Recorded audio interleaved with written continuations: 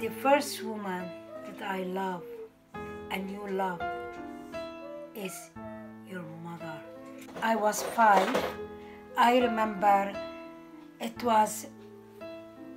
was a child and I didn't know even my mother being taken away from us.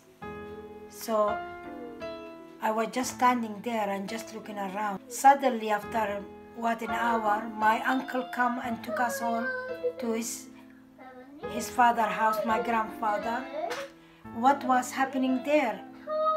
My mother, she was dying in her bed. We were 5 daughters and 2 brothers. She left us. The youngest one, she was only just not even 2 years old, my youngest sister. My mother, she hugged us one by one. She said to my uncle, take care of all my children.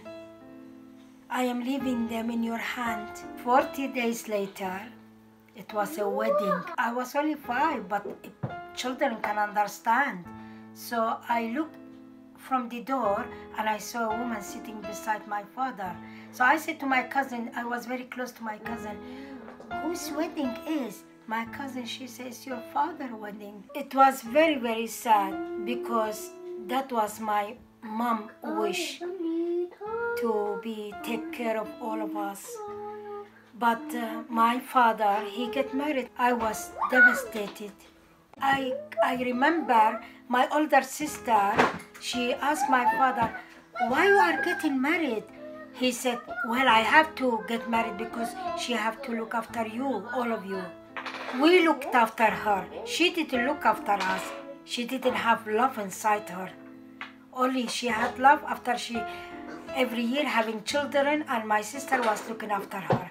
And stepmother is not bad to have, but it depends what kind of stepmother you're having. We have a stepmother that she had only love for herself and for her own children. And that's very sad. We lost love of our mother.